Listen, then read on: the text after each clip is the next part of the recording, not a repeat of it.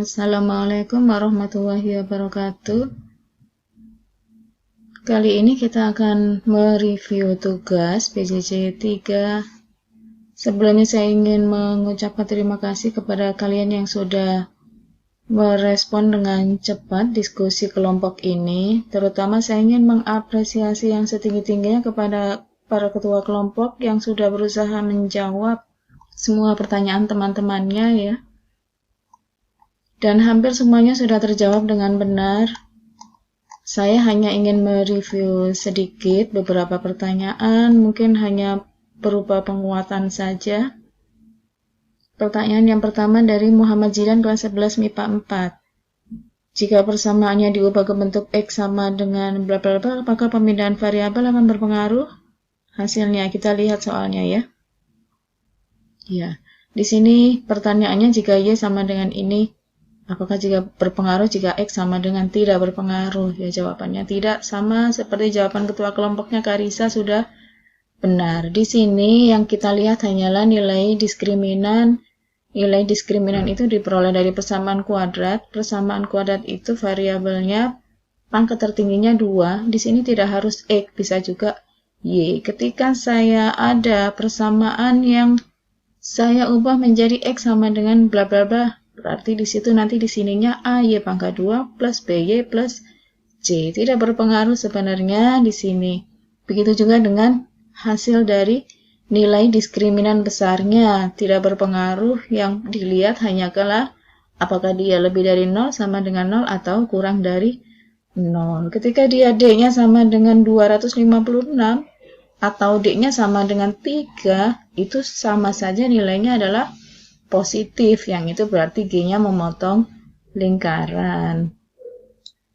Berikutnya saya akan ke pertanyaannya Lani Herawati 11 MIPA 3. Mengapa 10 per akar 5 lebih besar dari 4? Atau maksudnya dari mana caranya ya?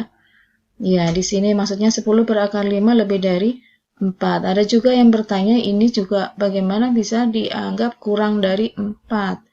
Kalau 4 di sini 4 dibagi akar 5 otomatis kurang dari 4 ya, karena sudah ini dibagi sedangkan dia tidak, 4 itu sendiri. Sekarang ini yang kita lihat, mengapa ini dibilang lebih besar? Sudah dijawab sebenarnya oleh ketua kelompoknya Nindya ya, bahwa 10 per akar 5 itu sama dengan akar 20, sedangkan 4 itu akar 16. Coba kita lihat cara menghitungnya. 10 per akar 5 itu jika kita rasionalkan penyebutnya dikali dengan akar 5 per akar 5. Nah, akar 5 kali akar 5 itu 5, jadi 10 per 5 akar 5 yang atas ini ya. 10 dibagi 5 itu 2. Jadi 2 akar 5, 2 kuadrat itu 4. 4 kali akar 5 sama dengan akar 20. Ya, seperti itu ya Lani ya. Berikutnya saya akan ke pertanyaannya Anissa Rizkina Putri Aulia 11 MIPA 5. Pertanyaannya, bagaimana langkah awal dalam menentukan posisi garis terhadap lingkaran? Sudah dijawab oleh ketua kelompoknya juga ya sebenarnya. Bagaimana langkah awal menentukan posisi garis terhadap lingkaran? Ya, sebenarnya di sini saya sudah memberikan alternatif penyelesaian. Salah satunya adalah dengan menghitung jarak menggunakan rumus jarak antara titik pusat terhadap garis. Jika jaraknya lebih pendek daripada jari-jari, maka dia akan memotong lingkaran seperti di sini ya.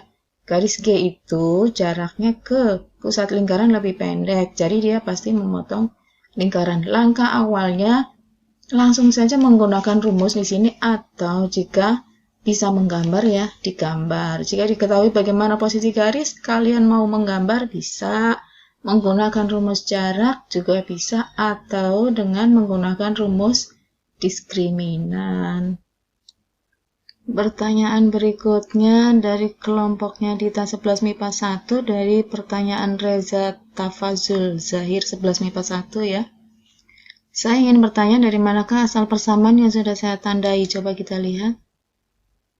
Ya, persamaan garis G, F, dan H.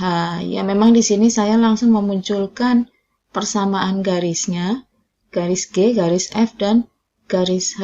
Itu pun berasal dari video yang saya jelaskan di sini ya. Ada garis G, garis F, dan garis H. Ini ada persamaannya, bisa dicari, ini juga. Dan saya langsung menggunakan karena kita tidak fokus mencari persamaan garis atau fokus menggambar garis, tapi kita hanya fokus pada mencari posisi garis terhadap lingkaran. Saya akan coba menunjukkan posisi garis 2x plus y ya. Saya coba ini copy di sini. Saya coba copy untuk melihat grafiknya. 2x plus y plus 4 sama dengan 0. Saya akan gambar di sini. Ya, ini garis G-nya. Kemudian saya akan coba buat lagi garis F-nya.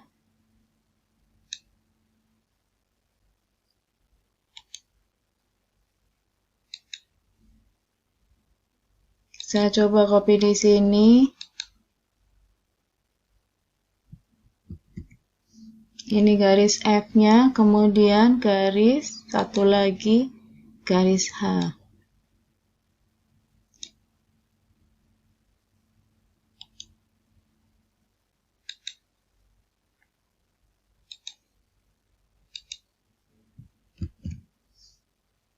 Ya, ini posisi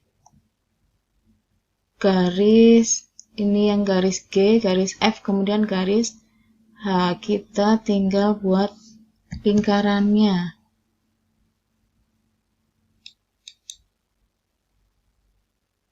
Saya akan buat lingkarannya yaitu X kuadrat ditambah Y kuadrat sama dengan 16. Ya, ini ya posisi garis G, garis F, dan garis H sama seperti, jadi terbukti ya, sama seperti di dalam video. Coba diperhatikan, ini posisi garis di dalam video yang saya jelaskan ya. Ini posisi garis G, garis F, dan garis H. Ini lingkarannya.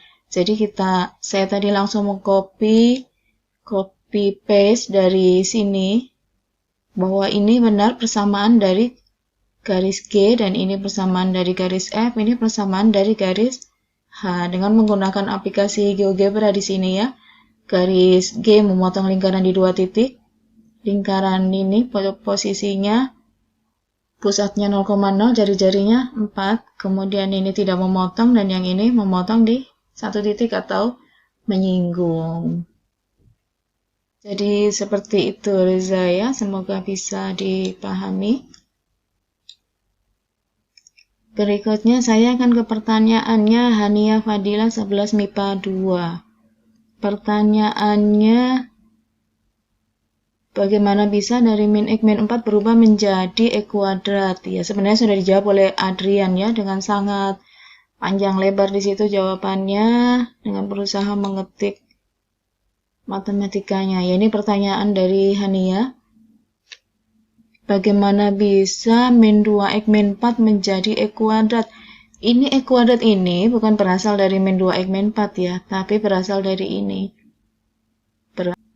X kuadrat plus Y kuadrat sama dengan 16. X kuadratnya tetap, Y-nya diganti dengan min 2x min 4. Dari sini persamaan lingkaran ya, bukan dari ini ke sini, bukan. Tapi persamaan lingkaran dengan mengganti Y-nya sebagai ini, min 2x min 4 kuadrat. Ya, sudah dijelaskan juga ini bagaimana cara menghitungnya oleh Adrian.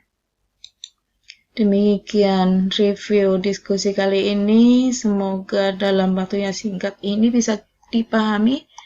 Mohon maaf jika ada kekurangan. Terima kasih. Wassalamualaikum warahmatullahi wabarakatuh.